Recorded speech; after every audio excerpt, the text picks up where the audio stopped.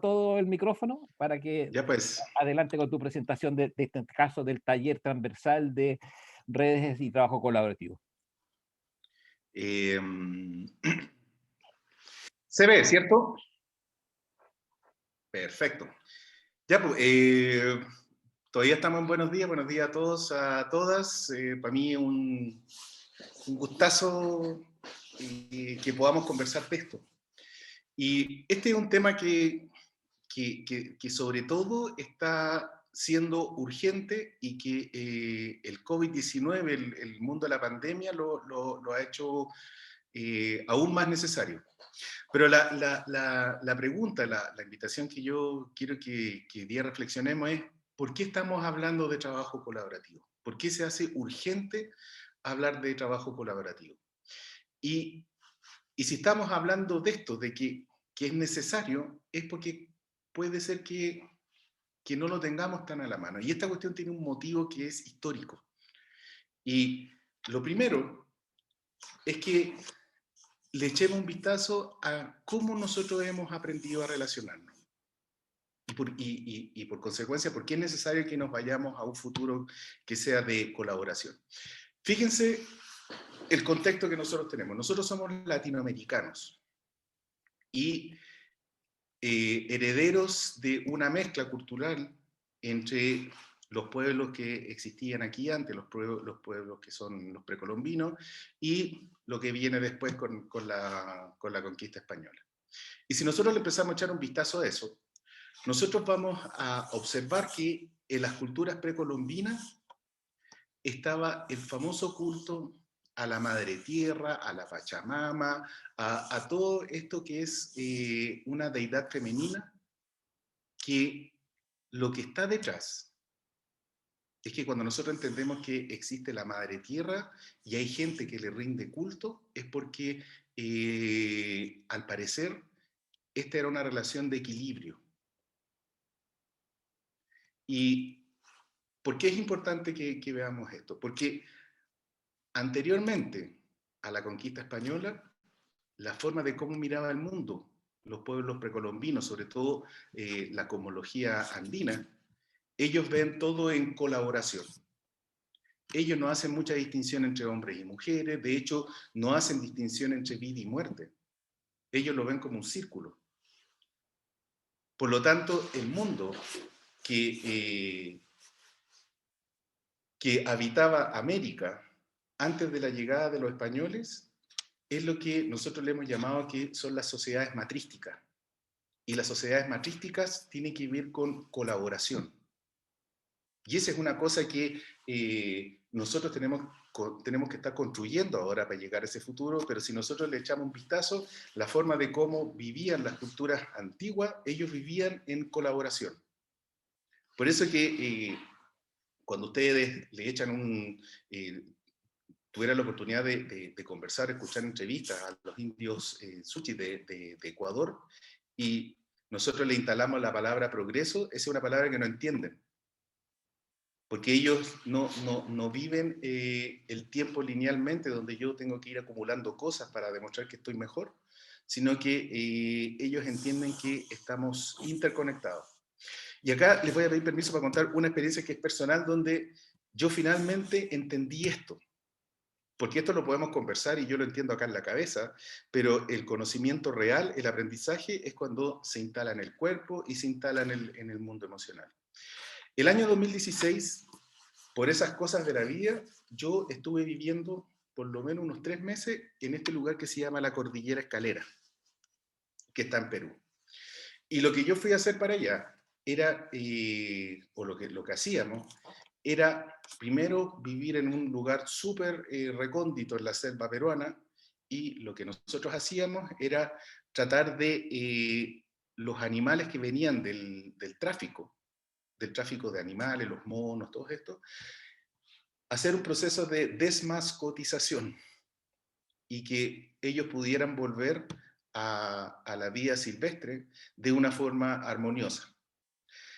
Y eso significó vivir en un lugar donde, y les pongo este ejemplo, esta monita se llamaba la Simi, ella era víctima de maltrato y de tráfico, Y lo que nosotros lo que entendíamos es que este animalito era fundamental en el ciclo de vida de la cordillera escalera. Porque como ellos rascaban el suelo y andaban repartiendo semillas por todos lados, ellos permitían que la vida siguiera existiendo. Por lo tanto, lo primero que tenemos que entender es que biológicamente nosotros somos colaborativos. Y insisto, esta es una cuestión que la podemos conversar y nos hace sentido, pero ¿por qué no la hacemos? Y en ese lugar, ahí estoy yo con un mono que rescatamos desde la selva, pero nosotros vivíamos en lugares así. Y lo importante es que todo lo que nosotros hacíamos, que éramos este grupo de personas, y ahí ese era el lugar donde nosotros vivíamos, nosotros estábamos coordinando nuestras acciones para un propósito común que era más grande que nosotros. Y que no respondía a las nociones que nosotros podemos entender de que estoy progresando, estoy avanzando, sino que solamente contribuir a que restablecer el equilibrio, que es lo que postulaba el culto a la Pachamama. Aquí no es una cosa hippie, sino que esto de verdad es una urgencia, porque si nosotros no avanzamos a un futuro colaborativo, no es solamente que nuestras empresas pueden quebrar, sino que se nos va a acabar el planeta. Y el mundo funcionaba así hasta que llegó, perdón, el mundo funcionaba, la sociedad matrística tiene tres conceptos, que funcionan en armonía, en equilibrio y en colaboración. Y por eso que hace sentido que las empresas estén fomentando la equidad de género. Y no por una cuestión de buena onda, sino que porque el mundo de cómo ve la ontología femenina es que se apunta a un sentido de armonía, equilibrio y colaboración. Y ese era el planeta o el continente que nosotros vivíamos hasta el año 1492, donde lo que sucede ahí es que viene la irrupción de una conquista que fue violenta, donde vienen básicamente hombres solos a América, y en ese momento se instala la sociedad patriarcal. Y fíjense cositas como esta, porque estos caballeros trajeron otro tipo de creencia. Esto, por favor, no es una crítica al cristianismo, sino que es solamente que veamos el fenómeno. Ellos trajeron un libro, que era cómo se regían ellos, donde dice, por ejemplo, en Génesis, en el versículo 26 y 27 del capítulo 1, dice: entonces dijo Dios, hagamos al hombre a nuestra imagen, conforme a nuestra semejanza, y que señoree en los peces del mar, en las aves de los cielos, en las bestias, en toda la tierra, y en todo animal que se arrastra sobre la tierra. Y creó al hombre a su imagen, a imagen de Dios lo creó, varón y hembra lo creó. Y acá se instala una cuestión que tiene que ver con la sociedad patriarcal que viene de Europa, que es un juicio maestro, que es el juicio maestro de la humanidad que nos tiene metido en este lío, que es pensar de que el universo está hecho para nosotros. Y fíjense en todas las consecuencias ambientales, todo lo que tiene como consecuencia esta forma de mirar el mundo, y por eso es que la cuestión está haciendo crisis ahora. Porque parece que esta forma de mirar nos puede autodestruir. Y no solamente eso, sino que la concepción que venía desde antes, que es la construcción occidental de la mirada del mundo, lo que esto era verdad entre el año 200 a.C. hasta el 1500, era de que la Tierra era el centro del universo. Y que es súper coherente a lo que veíamos en el capítulo anterior, y nos pone a nosotros en el centro. Hasta que un día aparece este caballero, Nicolás Copérnico, y siempre hay alguien que hace la pregunta correcta. Me tinca que eso de que el sol se sostuvo 3 días en el cielo, como hay un capítulo de la Biblia, me tinca que eso no es así. Y lo que sucedió fue que él cachó, descubrió de que no era cierto que nosotros éramos el centro de todo, sino que era el sol. Y nosotros éramos un elemento que estaba alrededor de la Tierra, alrededor del sol, perdón. Entonces ahí ocurre un pacto que no está escrito en ningún lado. Y es un pacto que hace la ciencia con la religión. Y dice, la religión se va a encargar del mundo interno del ser humano y la ciencia se va a encargar del mundo externo. ¿Y qué pasó con esto? Que la ciencia se disparó. Y el mundo interno quedó relegado a un segundo plano. Y qué bueno que nosotros estemos empezando a tener estas conversaciones, porque antiguamente, cuando, por ejemplo, si me tocaba hacer una intervención en una empresa y yo le decía al gerente la importancia que habláramos del mundo emocional de los trabajadores, la respuesta era así, no, pero no te pongáis tan esotérico, no te pongáis tan hippie, vámonos a la cuestión operativa. Entonces, por un lado viene toda esta cosa que viene desde el mundo occidental a implantarse violentamente en Latinoamérica, y la consecuencia de eso es que aparece la sociedad patriarcal, que tiene una noción de control, donde nosotros pensamos que podemos controlar el mundo. Tenemos un impulso rector que es la competencia, y la competencia a través del sometimiento. Y nosotros así estamos programados. Y por eso es que esta cuestión está haciendo crisis ahora. Fíjense cómo funcionan las escuelas, o la educación tradicional. En la educación tradicional, y traten de acordarse de sus propios años cuando ustedes están en el colegio, a nosotros no nos enseñan o no nos evalúan por preguntar. Y de hecho, el cabro chico que es demasiado preguntón lo castigan. A nosotros nos entrenan para responder. Y responder con una calificación. Y cuando hay un niño que saca el primer lugar del curso, le va a contar a los papás, saqué, soy el primer alumno. Eso significa que yo soy el primer alumno, pero por sobre todos los demás. Y así nos hemos movido por lo menos desde el año 1500 hasta ahora. Esto es lo que nosotros hemos aprendido.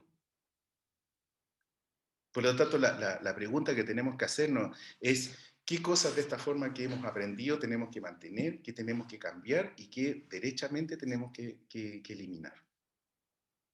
El sentido de control, de competencia y de sometimiento es lo que nos tiene frenado para trabajar en redes colaborativas.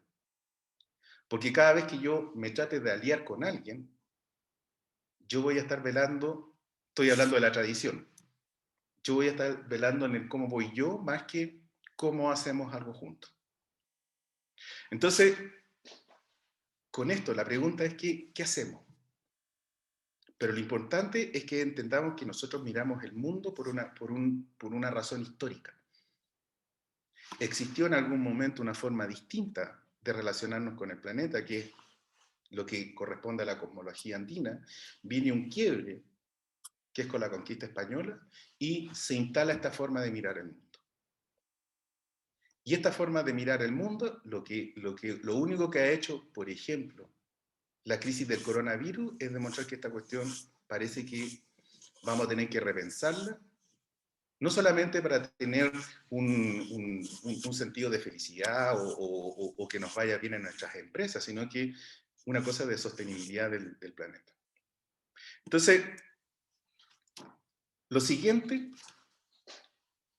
es que pongámonos de acuerdo en esto. Si una comunidad, y que es un aporte que trae o lo que viene después de la conquista española, es que acá trae el lenguaje.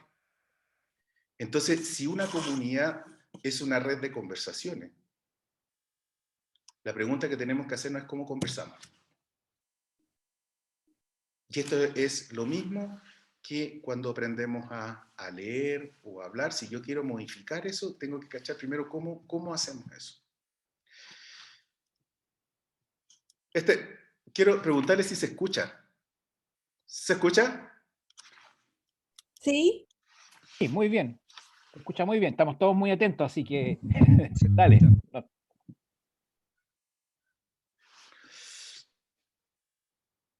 El video no se escucha. El audio no. El video no se escucha. A ti te escuchan. Ya. El video no se escucha, entonces lo voy a poner con... dame un segundito. Sí. Ahí tenés que volver a...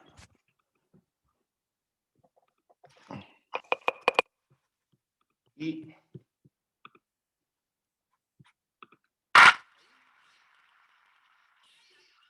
No. Hablando con el señor Espina. Ahora sí.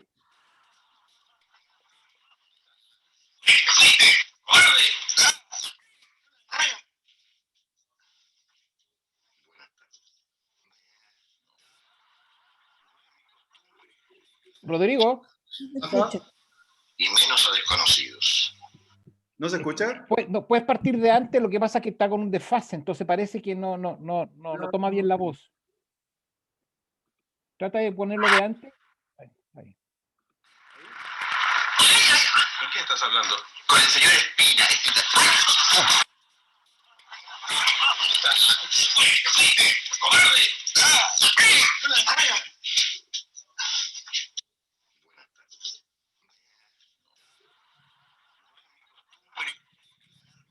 De ánimo y menos a desconocidos. Pero hoy, a romper el alba y romperme en sueño, absolutamente clasicista. Por favor, una placa de las mejores, con la Sinfonía 40 de Wolfgang Amadeus Mozart.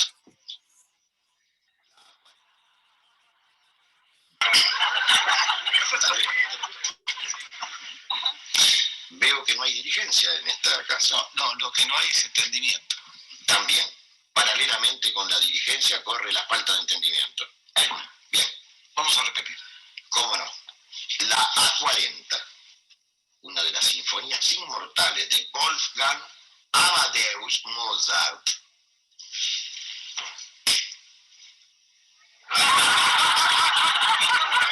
Parecen las cotorritas juntas, hacen todos los movimientos al unísono. ¿Usted acaso me está insinuando que tiene un tifo? Señor, yo no insinúo. Creo que soy absolutamente claro, señor. Hablo un correcto español. Absolutamente claro. Se lo digo por última vez en este estado de ánimo. Porque no quiero romper mi paz espiritual con una violencia exagerada. Se lo voy a decir así, en forma queda. Emulando algún término musical, se lo voy a decir en adagio. 40 de Wolfgang Amadeus Mozart. La placa con la Sinfónica de Viena, con la dirección de Ostrowski.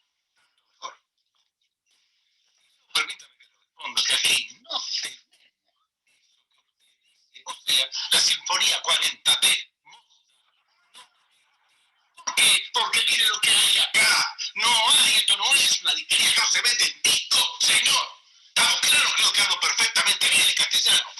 Usted el castellano lo habla no correctamente bien como piensa, pero más o menos se expresa para que yo sí lo pueda captar. Quiere decir que usted me niega a mí una de las mercaderías más inmaculadas en la historia del arte.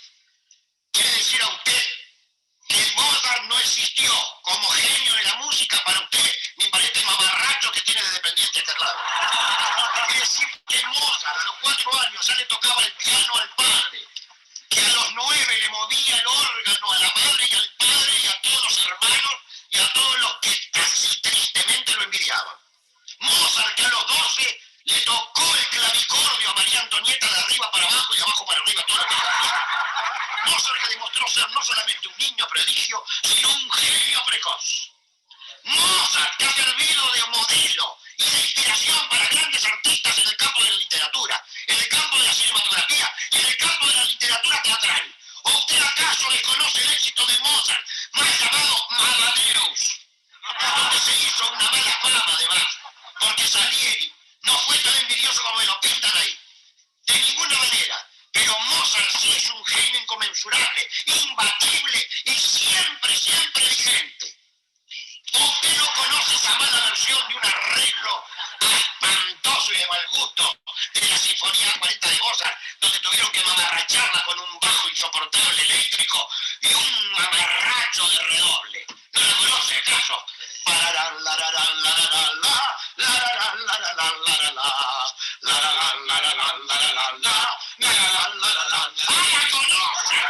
La conoce y la disfruta. Que usted se hace cómplice de ese arreglo mamarrachento, de esa adaptación inmunda, de esa bajeza, para bailotear esa obra notable de Mozart con este payasito. ¡Ya lo va! No sé si la conoce, ¿sabe por qué la conoce? Porque la escucha todos los días. Porque usted sí que es un melómano. No es un gran músico, pero es un melómano. ¿Usted sabe lo que es un melómano? Vamos a repetir. Usted es un melómano, señor. Usted tiene el gusto de escuchar eso. Usted es un frustrado musical. Y está aburrido de escuchar a Mozart. Y lo tiene escondido y secuestrado por acá. Usted ya da 40 debe tener copiado en 5, en cassette, en disco, en 78, 73, 45. En toda la revolución debe tener. También lo que es egoísta. Usted me llega a mí el placer inconmensurable de escuchar esa melodía inmortal. De escuchar esa armonía inconmensurable. De escuchar esos contrapuntos. De escuchar esa creación que es inacabable. Que es una riqueza espontánea de ese genio. Escúchame, señor, déjeme ver la misma actitud. ¡Hable! Me gusta la música, me gusta la música, soy un romántico, como fuese cualquier toque como usted. Claro, lo que pasa es que yo no soy músico. Deja tu mariquería, eso es un remedio. Y no mal que hace, señor. No mal que hace. Usted podría haber tenido una buena iniciación musical, pero se negó. ¿Por qué? Para ser un bajo comerciante. Para ser un mercader repudiable. Usted está llegando no solamente a los genios, sino que está llegando a la creatividad musical universal de todos los tiempos. Y sabe una cosa, esto se va a saber, señor. Eso se va a saber. Usted es de los que tiene solamente un interés comercial. Usted es de los que mercantiliza cuanta cosa puede haber a su alrededor. Y la buena música, la genial música, no se mercantiliza y esto se tiene que saber. Las autoridades se van a enterar. Si no es por mí, será por otro. Pero se va a saber. Y ahora agarre el disco y métaselo en el medio de la garganta. Inadaptado.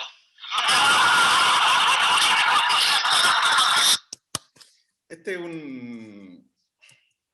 un chiste de los Jaujarana que, si ustedes se dan cuenta, los dos hablan castellano, los dos hablan en un contexto común, pero están cruzados así. Entonces, esto es solamente para que nosotros empecemos a tomarle la dimensión real de lo que significa para los humanos hablar. Porque la gracia del lenguaje es que no solamente yo describo cosas, sino que yo genero mundo.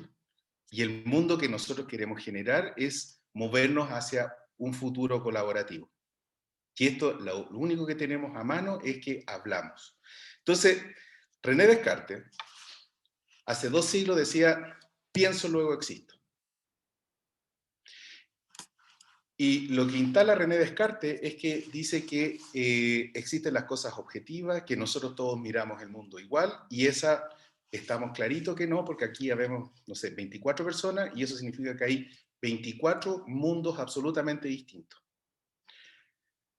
Lo que parece que hace sentido es que es yo siento, yo hablo, y luego existo. Por lo tanto, tenemos que ponernos de acuerdo en algunas cosas. Porque el lenguaje es por sobre todo lo que hace que los seres humanos seamos lo que somos. Nosotros vivimos en el idioma, vivimos en el hablamiento, nosotros somos lingüísticos. Por lo tanto, si nosotros queremos comprender los fenómenos humanos o queremos modificar los fenómenos humanos, que ya aprendimos de dónde vienen, el lenguaje es clave. Y todos sabemos conversar, todos nos podemos poner de acuerdo con eso, pero ¿de qué manera yo hablo para provocar consecuencias? Imagínense todo cómo es de distinto si a partir de lo que yo dije, a partir de lo que me callé, a partir de lo que yo escuché, yo moldeo la realidad del futuro. Y cuando nosotros hablamos, no solamente modelamos el futuro nuestro, sino que modelamos el de los demás, y en particular cuando estamos tratando de movernos hacia otro tipo de sociedad. Pongámonos de acuerdo en algunas cosas. Punto 1, nosotros no sabemos cómo son las cosas. Nosotros las observamos o las interpretamos. Por lo tanto, cuando nosotros hablamos, lo que hacemos es interpretar el mundo donde vivimos. Y esta es una distinción que no siempre está tan clara, porque nosotros le decimos, así son las cosas. Pero en realidad las cosas no son así, sino que son como las vemos. Esa es la primera. Y la segunda es que los individuos actúan según el sistema social donde yo pertenezca. Pero la gracia es que los individuos podemos cambiar el sistema social donde estamos. Y acuérdense de dónde venimos y qué es lo que nosotros queremos cambiar. Entonces, no existe otro camino fuera del lenguaje. No nos podemos apoyar para hacer cualquier cambio que no sea que declarar que nosotros vivimos en un mundo lingüístico. El lenguaje coordina acciones. Aquí esta cuestión es importante. Por lo tanto, coordina el futuro. Nosotros podríamos decir que, por ejemplo, los delfines y algunos animales que son bien inteligentes se comunican entre ellos, sí. Pero lo importante es que nosotros podemos reflexionar sobre lo que hablamos. Y si nosotros reflexionamos de cómo hablamos, de cómo conversamos, nosotros podemos diseñar un cierto tipo de conversaciones que a nosotros no solamente podemos coordinar el futuro, sino que lo podemos cambiar. ¿Y cuáles son esas cosas? Fíjense que cuando nosotros hablamos, cuando nosotros nos manifestamos en el mundo, nosotros hacemos 5 cositas nomás. Nosotros afirmamos, nosotros declaramos, nosotros pedimos, nosotros ofrecemos y nosotros prometemos. Estos 5 elementos son los que se llaman los actos del habla. La articulación de estos 5, es lo que nosotros hacemos cuando construimos el mundo futuro. Cuando yo digo que afirmo algo es porque estamos todos de acuerdo. Por ejemplo, yo puedo decir de que el cielo es azul y todos vemos distinto, o sea, lo vemos igual, y eso se transforma en una afirmación. Yo les puedo decir, miren, yo mido 1,77 m y ustedes vienen y me miden con una wincha y la wincha dice 1,77 m y vamos a estar todos de acuerdo. Esa es una afirmación. Distinto sería que yo fuera alto, que yo dijera que yo fuera alto, porque eso depende en qué punto me muevo. Pero lo importante es que nosotros tengamos conciencia que cuando nosotros hablamos, hacemos estas 5 cosas nomás. Y para efectos de cómo nosotros construimos futuro, me quiero detener en algunas. Existe un tipo de acto del habla, que son las declaraciones. Y las declaraciones tienen el poder de alterar el mundo. Y tienen el poder de construir una relación de cómo yo me voy a constituir con el otro. Y está la declaración de decir que no, que lo único que hace es que cierra la posibilidad, y este es un país donde es muy difícil decir que no. Nosotros confundimos el decir que no con ser negativo. Y ustedes se van a encontrar muchas veces donde, y desmiéntame, que ustedes frente a algún pedido, frente a alguna asociación, frente a algún trabajo con otra persona, ustedes dijeron que sí, pero en el fondo querían decir que no. Ese tipo de conflicto es el que nosotros tenemos y que tenemos que echarle un vistazo. Existe la declaración de sí, que también modifica el mundo futuro, donde ahí lo que yo hago es abrir posibilidades. Cuando algunos de ustedes, por ejemplo, los que son casados y le pidieron matrimonio a sus actuales esposas, ella dice sí y aparece automáticamente un mundo que no estaba antes. Entonces, estas cosas que parece que fueran tan transparentes y que nosotros las damos por sentado que nosotros hablamos. Si nosotros le damos la importancia real que tiene, y esto lo usamos como herramienta, acá no tenemos una pistola, tenemos un bazooka.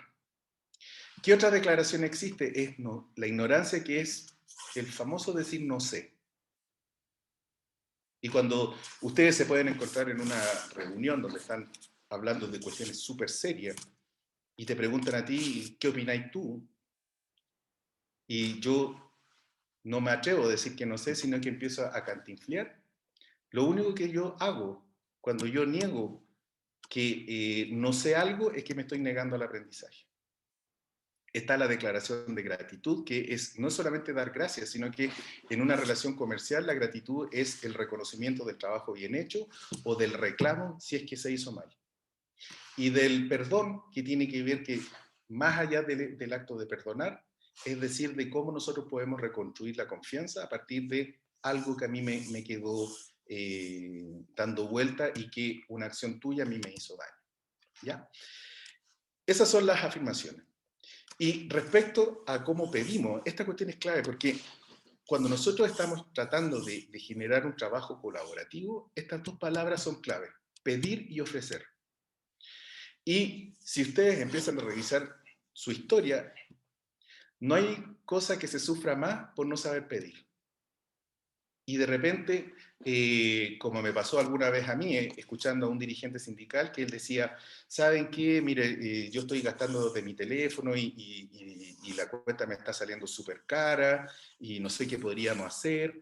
Ese no es un pedido, pero él sí quiere pedir algo. Y nosotros muchas veces nos metemos en problemas o sufrimos en el mundo del trabajo por no saber pedir y por no saber ofrecer. Entonces a veces yo pido algo y yo estoy seguro de que lo que estoy pidiendo, el otro lo está entendiendo, pero de lo más bien, y después me llega con otra cosa. Entonces, solamente para que observemos la estructura de esto, es que cuando yo pido, tiene que haber alguien que hable. Tiene que haber alguien que escuche. Tiene que haber una acción que se va a llevar a cabo con condiciones de satisfacción y un factor de tiempo. Si nosotros estuviéramos en presencial y yo le digo al Alberto, ¿me puedes pasar el lápiz que tienes ahí? Ese todavía no es la configuración de un pedido.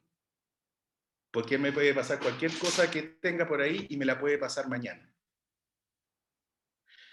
Como esto tiene que ser articulado correctamente, debería ser así: Alberto, ¿me puedes pasar el lápiz azul que está sobre tu mesa ahora?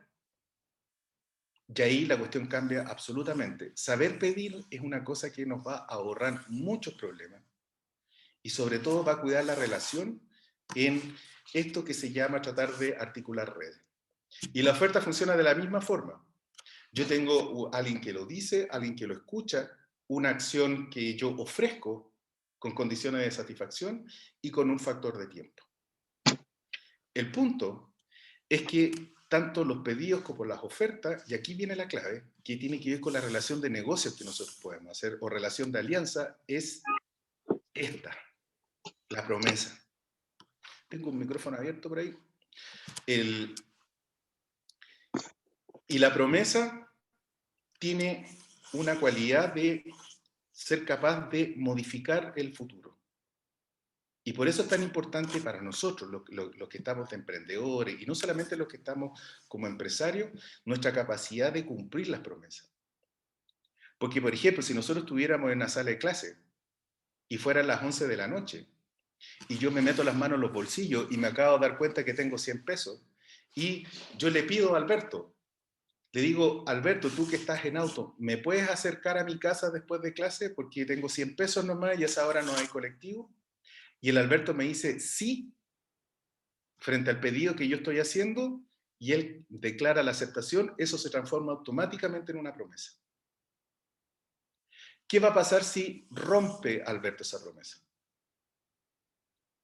No solamente el hecho que yo me voy a tener que ir a pata, sino que ese evento que a mí me preocupaba, que era no tener plata para irme para la casa, que desaparece cuando se construye la promesa, Alberto la rompe y yo de nuevo tengo el problema.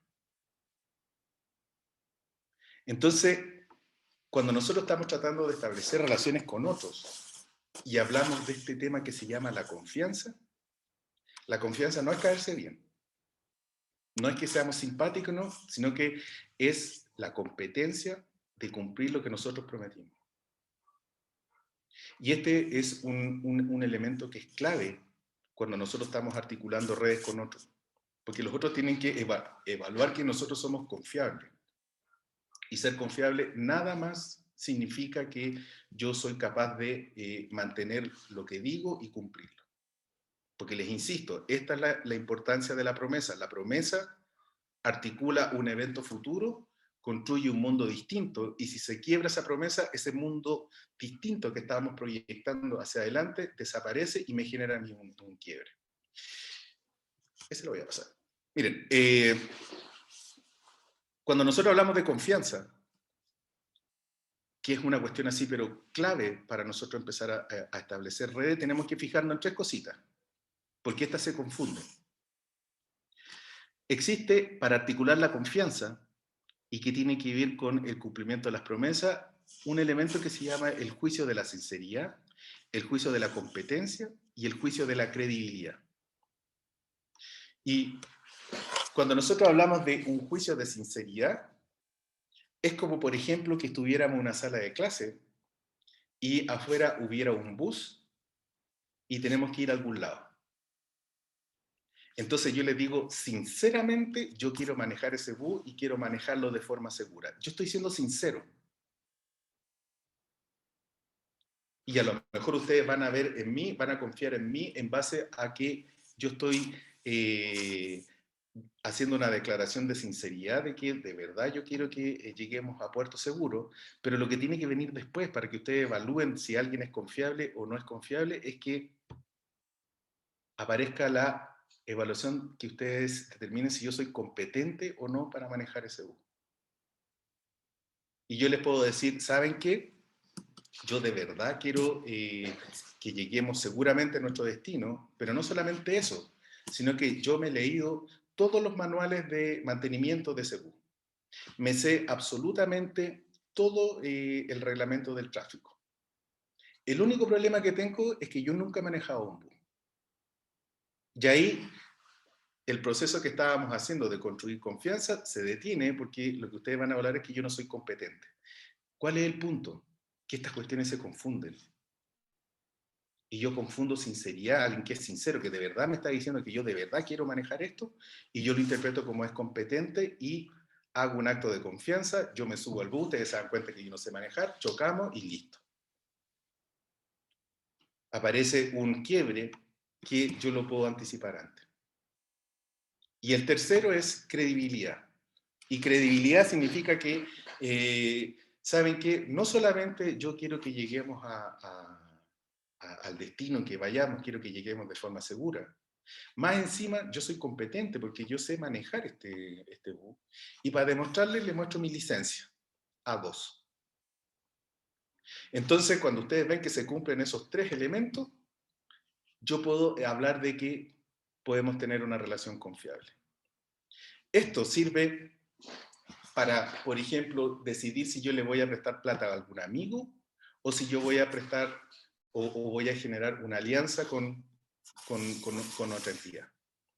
Entonces, es súper relevante que nosotros tengamos estas distinciones de lenguaje, que podamos entender que cada palabra que yo uso no es una cosa transparente, sino que yo puedo modificar cualquier evento, puedo modificar cualquier relación hablando.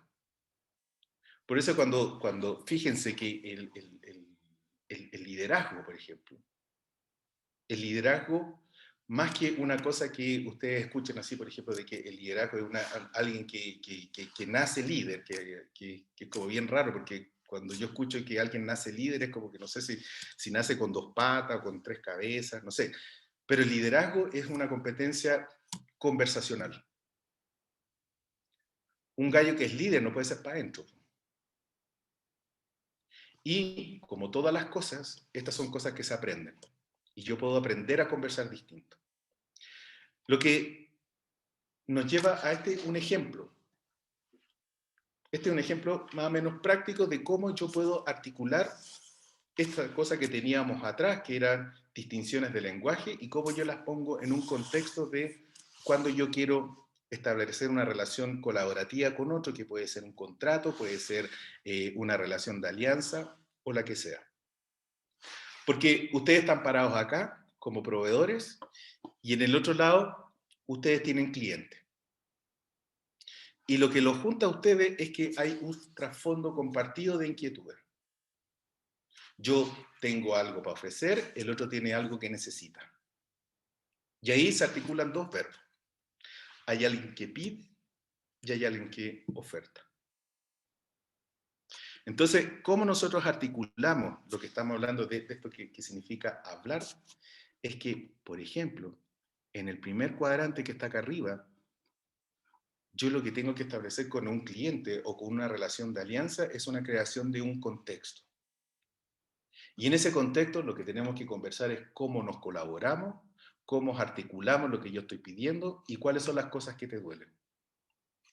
Porque seguidamente de eso tenemos que ponernos de acuerdo en qué términos vamos a hacer lo que tenemos que hacer.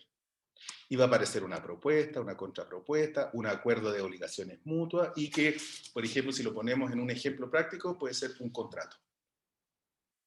Y después de eso, yo me bajo acá y yo hago lo que dijimos que íbamos a hacer. Y me meto al mundo de la ejecución, donde existen planes y programas, tengo que ojalá ir monitoreando cómo va la cosa, estar preparado para los imprevistos y las contingencias, y una vez que yo ejecuto eso que nos pusimos de acuerdo, ojalá evaluarlo. Y hablemos no de hacer quejas, sino que lo primero es que frente a un proceso como este, evaluar cuáles fueron las lecciones aprendidas. Si es que no se hizo lo que se tenía que hacer, aparece el reclamo. Y si se hizo lo que se hizo correctamente, aparece el reconocimiento. Si nosotros lo llevamos a las distinciones que estábamos conversando recién, por ejemplo, la declaración de gracias aparece acá, en una forma de reconocimiento. ¿Cuál es el error que nosotros cometemos generalmente? Es que nosotros creamos un contexto, nos ponemos de acuerdo de lo que necesita, ¡pum!, y nos vamos derechito a la ejecución. Y no nos ponemos de acuerdo en esta parte. Y aquí opera todo el sentido de que yo a lo mejor no sé decir que no, digo que sí cuando de verdad no soy capaz de hacer eso, y desmiéntanme si es que alguna vez no les ha pasado esto, que ustedes le piden una pega, van y la hacen y después cobran. Y cuando cobramos al final, aparece el cuento, no, que es muy caro, ¿cómo se te ocurre?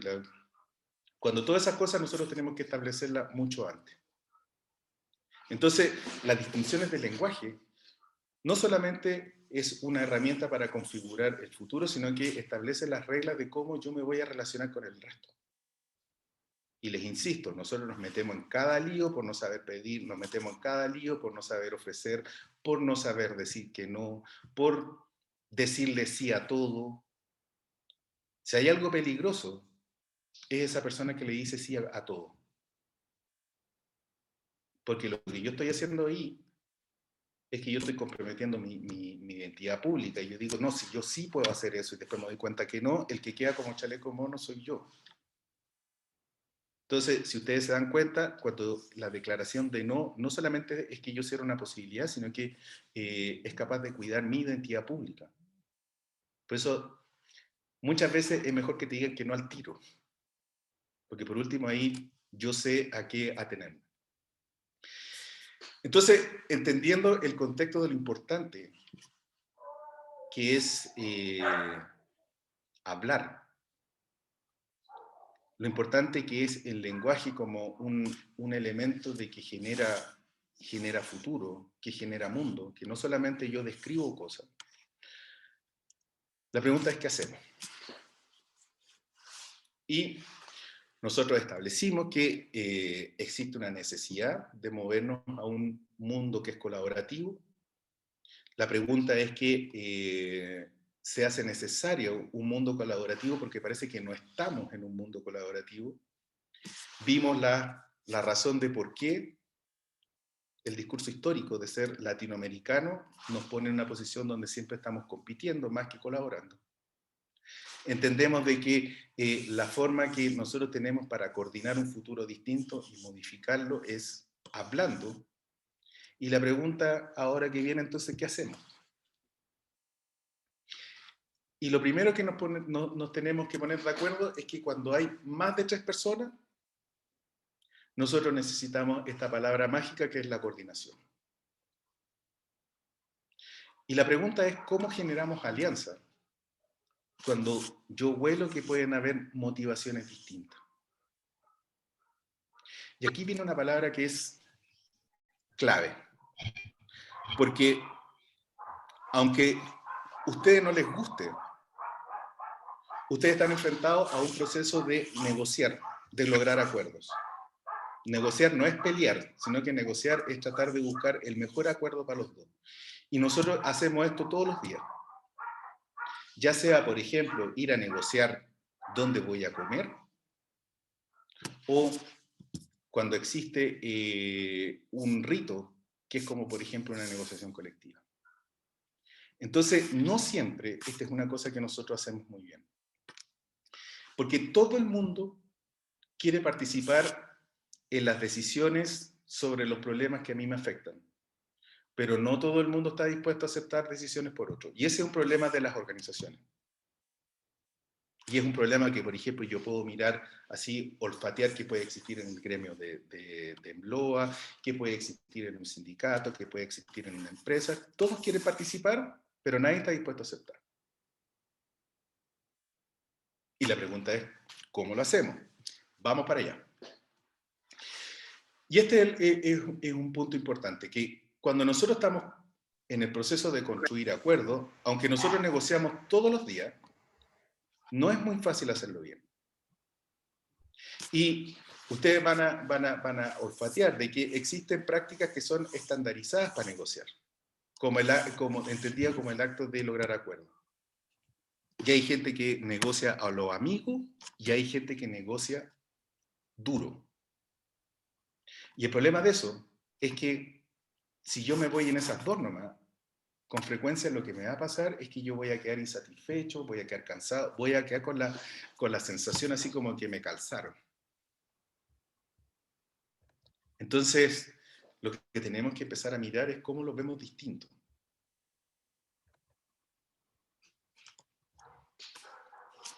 Y nosotros siempre nos vamos a encontrar este dilema. Generalmente cuando estamos tratando de conseguir acuerdos, existe una forma que es la dura y otra que es como la suave. Y cuando yo estoy parado en un proceso de lograr acuerdos o establecer una relación con otra entidad, cuando yo estoy parado a lo amigo, lo que voy a tratar es tratar siempre de evitar el conflicto y concedo. Y trato de generar una solución amistosa que el riesgo que tiene eso es que yo pueda sentirme medio explotado, medio amargado. Esa es por un lado. Entonces, miremos que estas son tradiciones. Así es como se mira. Y la otra es que cuando yo estoy en la dura, todo lo veo como una mocha. Todo es un duelo de voluntades. Y mientras más me anclo en mi posición, más voy a tratar de defenderla. Y este tipo de persona, este negociador que está buscando el acuerdo, él solamente aspira a ganar. Y esta cuestión es súper cansadora. Por eso que echen un vistazo todo lo que está pasando en política, porque ahí lo van a ver, pero clarito. Hay gente que ya no está aspirando a conseguir acuerdos para todos, sino que está tratando de ganar nomás, de anclarse en la posición. Que es un motivo que yo creo personalmente que los partidos políticos tienen sus días contados. ¿Qué más? Este es el punto. Señal del 100%. Conectado a... Tengo un micrófono abierto. Hay una...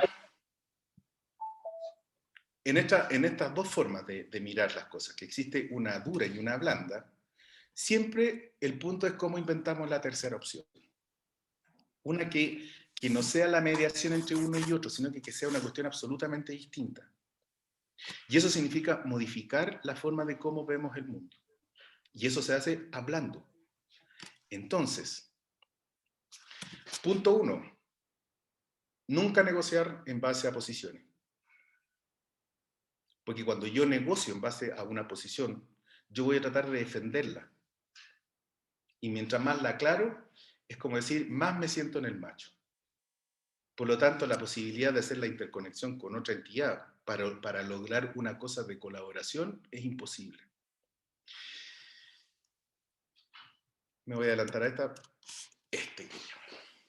Cuando nosotros estamos en una posición de lograr acuerdos y estoy en un lado que es la buena onda y la otra es como la dura, estas son las formas de cómo yo veo el mundo. Por un lado, lo que tenemos son puros amigos, en la forma blanda de establecer estas relaciones. En el otro lado somos adversarios. Fíjense que como yo lo nombro, me predispone. Si somos amigos, lo que importa es mantener la amistad. No escucha nada. ¿Me escuchan? Sí, sí se escucha. Ah, ya. Es que escuché ahí, no se escucha nada. Pero fíjense que de cómo yo lo nombro, la cuestión me va a predisponer. Si yo estoy por establecer una relación de alianza y yo interpreto que somos adversarios, así me voy a mover.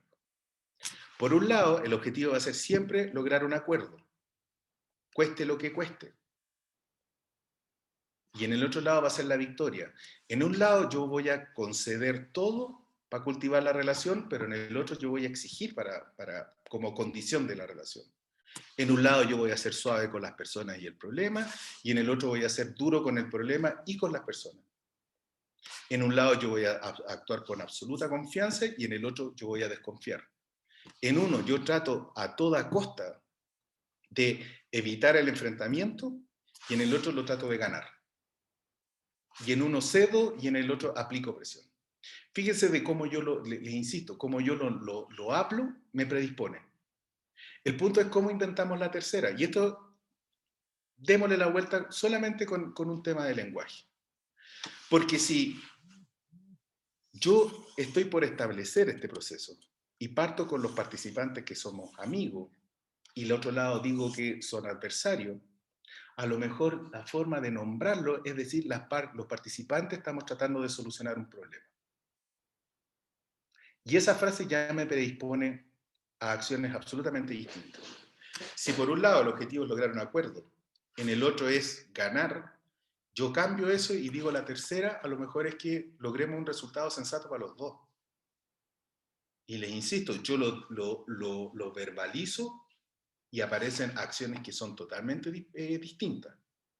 Si en un lado yo hago concesiones para cultivar la relación y en el otro yo las exijo, lo que yo puedo especular es, entonces mejor separemos el problema de la persona. No lo hagamos personal esto. Ser suave con las personas y el problema, en el otro lado yo soy duro con los dos, entonces a lo mejor modifiquemos. Seamos suaves con las personas y duro con el problema. En tiempos de crisis no sacamos nada con andar con el azote. Si el problema es de confianza, a lo mejor tenemos que proceder independiente de la confianza. Y eso lo podemos lograr no evitando el enfrentamiento o ganando una pelea, sino que tratar de lograr un resultado con criterios independientes. Y lo más principal, no ceder a la presión, sino que ceder a los principios. Esta cuestión, que parece que está en el mundo de la teoría, después les voy a mostrar un ejemplo de que esta cuestión de verdad funciona. Entonces, siempre separemos las personas del problema, concentrémonos en los intereses más que las posiciones, inventemos opciones de mutuo beneficio, insistamos en que los criterios sean objetivos y eso significa inventar opciones. Así como estamos tratando de especular sobre la tercera forma de cómo yo soy capaz de generar acuerdos. Y cuando nosotros estamos negociando un acuerdo, o estamos construyendo un acuerdo que está tratando de buscar la colaboración, nos enfrentamos a 4 situaciones que nos frenan, que son nuestros enemigos. Lo primero es cuando tenemos juicios prematuros. Y hacemos una evaluación que capaz que me equivoque. Cuando estoy en búsqueda de la respuesta única. Cuando supongo que el tamaño del pastel es fijo. Cuando creo que el problema de ellos es de ellos y no mío. Eso a mí me pone trabas para lograr los acuerdos. Y lograr acuerdos es el punto base si yo estoy tratando de aspirar a esto que se llama trabajar en red o trabajar en un ambiente, en hacer un trabajo colaborativo. Y para inventar opciones creativas, ¿qué necesitamos? Lo primero, separar el acto de inventar opciones que de juzgarlas. Y no hay nada más común que cuando estamos tratando de resolver un problema, yo le digo, por ejemplo, al Cristian, oye, hagámosla así, no, ¿cómo se te ocurre esa? Y esta no, menos. Y esta otra no, ahí sí que te fuiste al chancho. Y vamos cortando las opciones antes incluso de analizarlas. Entonces, cuando estamos tratando de inventar opciones, primero inventemos nomás. Después vendrá en la instancia de evaluarla. La segunda es tratar de ampliar las opciones de discusión en vez de la única respuesta. Cuando yo estoy tratando ando detrás de la única respuesta, todas las demás desaparecen. Y capaz que me quede en punto ciego. Buscar los beneficios mutuos y tratar de facilitarle a los otros la decisión. Esto no es manipulación, sino que es ayudarle al otro para que pase lo que sea lo mejor que pase.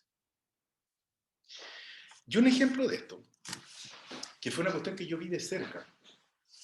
Esto era la portada de un diario el año 2015. Y lo que decía Codelco es que va a preparar la salida de los trabajadores de la división Chuquicamata, los trabajadores de superficie, 1.700 personas hacia el año 2022. En el gobierno de la Michelle Bachelet, el cierre del Rajo Mina, o sea, que cerrara la Chuqui, estaba programado para el año 2018. Entonces, pónganse en los zapatos, por ejemplo, de los dirigentes de los trabajadores, con un anuncio así. ¿Qué hacemos? Y yo puedo tener a la mano así, al igual como estábamos hablando de los estilos de negociación, yo puedo ir por el camino de que yo voy a ceder nomás. La otra es hacer lo que tradicionalmente se hace en este tipo de conflictos, que es recurrir, no sé, a las tomas, a las huelgas, ese tipo de cosas. Y si ninguna de las dos me resuelve el problema, que es la salida de esa gente, en el fondo es casi como que no hiciera nada. Y lo que hicieron estos dirigentes sindicales en ese momento fue hacerse esta reflexión. ¿Y si lo hacemos distinto? Sin todavía andar detrás de la respuesta correcta, solamente pensemos lo distinto. Y ellos dijeron esto. Empezaron a hablar, a ver, echémosle un vistazo a cuáles son las tradiciones que establece la relación entre el sindicalismo y un grupo que se llama la administración. Y ellos dijeron, mira, hay una cosa que existe una única historia de ellos y existe una única historia nuestra. Y esto también tiene un origen histórico. El año 2015, cuando estaba en construcción el proyecto Chuquicamata, lo primero que construyeron fue la Casa 2000, que era así como un rancho tipo como del sur de los Estados Unidos, donde vivía el jefe del proyecto, andaba a caballo con un rifle, y un poquito más abajo estaban los trabajadores. Y los trabajadores vivían en una cuestión que se llama los cachuchos, que es así como unas piras de piedra con un saco arriba. Y en la mañana, yo así haciendo una especulación, yo me imagino cómo tiene que haber sido para ellos el mundo. O sea, ellos salen de esa cuestión así como los ratones y lo que ven al frente es la Casa 2000. Y ahí aparece esa primera diferencia en las relaciones laborales, que es el ellos y nosotros. Y ahí se generan las dos únicas historias. Listo, ¿cuál es el efecto de eso, la consecuencia? Es que si nosotros nos movemos así, no nos creemos, desconfiamos, operamos frente a frente. Vamos cambiando el lenguaje. Si lo único que le interesaba a la empresa es la rentabilidad, nosotros a lo mejor cambiémosla por la competitividad. Si lo único que le interesa a los trabajadores es la justicia y la calidad de vida, cambiémosla por empleabilidad. ¿Y sabes lo que aparece ahí? Una cuestión que es clave, pero clave para el trabajo colaborativo. Un propósito que sea común, aunque sean mundos que sean distintos. Porque lo que evaluaron ellos es que decían que la competitividad para la administración es la empleabilidad para nosotros. Por lo tanto, ahí aparece la alternativa de que exista un proyecto. Y lo que debiera ser es que existe una historia única de los trabajadores y la administración, una historia de la supervisión, de los trabajadores y el mundo de la administración, donde la consecuencia es que aceptan la diferencia, empiezan a confiar y trabajan hombro a hombro. ¿Qué pasó con esto? Que estaba en un plano teórico. Lo que hicieron los trabajadores es que ellos diseñaron un proyecto que combinaba la competitividad de la empresa con la empleabilidad de nosotros, de los trabajadores. Y esa se llamaba la propuesta sindical que dice acá abajo, el proyecto Empalme de las fases 46-49 de la mina Chuquicamata, que dice que es un proyecto que abrió un potencial de 1.000 millones en excedente. ¿Y qué pasó con esto? Extendieron el rajo a la mina. Por lo tanto, lo que significa es que entre dos partes nosotros podemos llegar a acuerdos. Pero siempre lo que importa es cuál es el propósito común que nosotros podemos construir. Y fíjese cómo es la historia de esto. Dice, en el segundo cuadro, cuando estaban conversando de esto, dice, hemos decidido acoger la disposición al diálogo manifestada por los trabajadores e impulsar la conformación de mesas de convergencia técnica en las divisiones y a nivel corporativo. Y este proyecto que hicieron los trabajadores, que viene, si se fijan, viene de una inquietud que es súper esencial y que parece que no había punto de encuentro. Pero lo que hicieron ellos se transformó en una cuestión que se llamó el Pacto Estratégico por Chile. O sea, y no solamente eso, sino que vino para el centenario de Chuquicamata, la Michelle Bachelet estuvo en la plaza de Chuqui y saludó este esfuerzo que hicieron tanto administración y trabajadores para generar un trabajo colaborativo a través de un propósito común. Y en esta cuestión, para que esto funcione, tenemos que aprender todo. O sea, de lado y lado. Y si el otro no cacha tanto esta cuestión y nosotros ya sí, por último nosotros los enseñamos. Fíjense en qué terminó esto. Esta es una foto que salió en el Oasis y ahí están todos. Están todos los participantes de dos mundos que parece que no había forma que se juntaran. Por lo tanto, esta cuestión sirve. Sirve que nos movamos a un mundo colaborativo.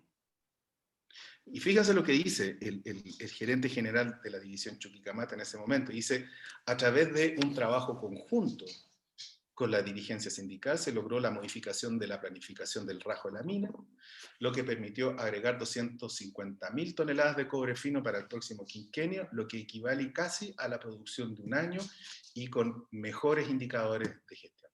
Rodrigo, Este ejemplo práctico... Rodrigo. ¿Estoy terminando? Vale. Ya, estoy terminando. Este es un ejemplo práctico que dice primero la inquietud que nombrábamos al principio, cómo nos movemos a un mundo colaborativo, cómo utilizamos correctamente el lenguaje y cómo modificamos las prácticas de cómo relacionamos. Y para cerrar, solamente les dejo esta cita. Dice, nuestra vida en el planeta ha llegado a un límite. Nos encontramos como humanidad en un punto de inflexión en que debemos tomar decisiones radicales para que nuestra supervivencia como especie tenga continuidad. La pandemia del coronavirus vino a abrirnos los ojos, convirtiéndose en una oportunidad única para preguntarnos cómo es el mundo que vivimos y que queremos conservar de él para construir el mundo del futuro, pero en un futuro de convivencia, en colaboración, honestidad, equilibrio y conversación. Esta frase es de Humberto Maturana. Y Humberto Maturana con Jimena Dávila habían estado en los últimos años enfocados en esto, en cómo nosotros diseñamos conversaciones para relacionarnos con los demás. Eso, Alberto, muchas gracias. Gracias, Rodrigo. Muy interesante. Nos mantuviste muy atentos a toda la exposición. Sin duda que este es el primer paso, ¿cierto?, para el programa formativo que Rodrigo tiene que llevar a cabo en próximas 2 semanas más, ¿ya? Donde tiene que ver justamente con todo lo relacionado con los espacios sostenibles, el trabajo colaborativo y de redes, ¿ya? Así que este es el taller transversal y luego viene ya todo digamos, por decirlo así, proceso formativo relacionado con este interesante tema que nos conlleva a cómo a cómo estamos articulando en general también este proyecto y cómo Rodrigo con toda su experiencia nos está transmitiendo estos temas. Así que muchas gracias, Rodrigo. Ahora, no sé si alguien quiere hacer una pregunta en específico, pero como vamos a seguir... Alberto, ¿Sí, Gustavo? quiero complementar lo que decía Rodrigo, que estuvo súper interesante, me gustó mucho todo lo que planteó, está muy contingente todo lo que él dice. Yo me parezco a Enrique Lafourcade, ¿ah? Pero yo les diría a los que están ahí escuchando que se compren este libro. Se llama La Revolución Reflexiva, el último de Humberto Maturana y Jimena Dávila. Muy bien, Rodrigo. Excelente gestión. Lo acabo de comprar. Sí, es Muy muy bien. interesante leer esta visión de Maturana, que bueno, en general la visión de Maturana es interesante y es complementaria con todo lo que está ocurriendo hoy día. Entonces, son materiales necesarios. Fíjense que los libros no son solo para acumular polvo, son parte importante del saber. Y hoy día, más que nunca, el saber se ha vuelto una necesidad imperiosa para poder construir precisamente todo lo que dice Rodrigo. La comunicación hace realidades. Por lo tanto, es muy interesante que ustedes hagan inversiones pequeñas, vayan comprándose material de apoyo, porque esto finalmente es un material de trabajo. Si uno lo analiza desde el punto de vista de lo pragmático que significa la inversión del capital humano, por aquí parte todo. Entonces, qué bueno, Rodrigo, que lo tenga, Okay. que lo haya comprado ya. Me parece interesante que esté Gracias. al día de todo y hagan el Gracias, esfuerzo, Rodrigo. chicos. Bueno, gracias, Rodrigo, gracias, Gustavo. Gustavo Arias Lafourcade. Lafourcade. Lafourcade, ya, ok. Voy a empezar a Entonces, sortear libros la próxima. en virtud de los tiempos y que nos están esperando ahora, Amanda Canales, con 4 destacados alumnos, ¿cierto? Leila Artesana, David Gaona, Luisa Pava y Fernando Caro, quienes desde un tiempo vienen desarrollando un tremendo trabajo en colaboración, justamente lo que estamos hablando ahora, en colaboración con el gremio del LOA, con Puerto Seco, ¿cierto? Y con Ribuscam, como programa, ¿cierto? En este caso, bien público, financiado por Corfo. Entonces, quiero hacer solamente aprovechando que se han incorporado bastantes alumnos y personas,